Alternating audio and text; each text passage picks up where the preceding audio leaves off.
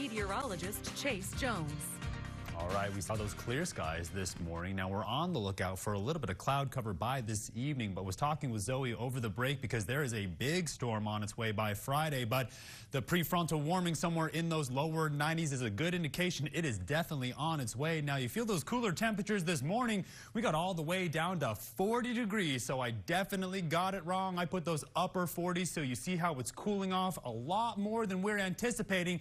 Then right up into those mid 80s, and we're going to see how quickly we cool off. Now, you hear about some of those fires and was talking with Zoe again. Let's go ahead and dust off the space heaters and practice space heater safety, because by next week, you're definitely going to want it. We're on the trajectory for a frozen Halloween. 86 in San Angelo, everybody else at 86, if not those lower 80s across the entire area. This is where we were yesterday around the same time, if not somewhere in those upper 70s. 87 in Robert Lee, 84 in El Dorado, 86 in Sonora. So we have about 3 degrees, if not 4, across the entire Concho Valley.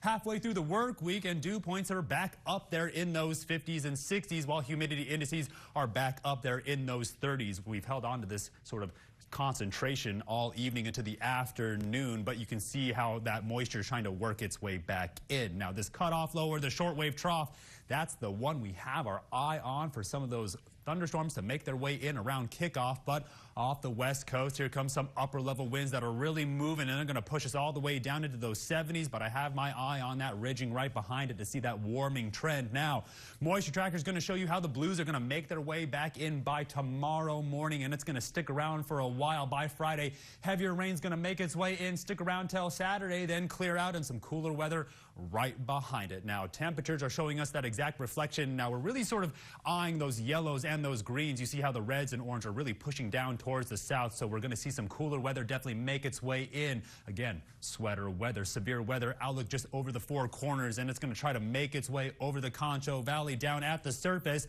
getting a better idea of some of those freeze warnings and the moisture making its way across parts of New Mexico. But we're really zooming in because this is the storm we have our eye on. Now here comes the futurecast as we get closer towards Thursday. By tonight, watching that returning cloud cover. By tomorrow morning, hopefully we see some low cloud cover. It wants to rain. Hopefully we see a few drops.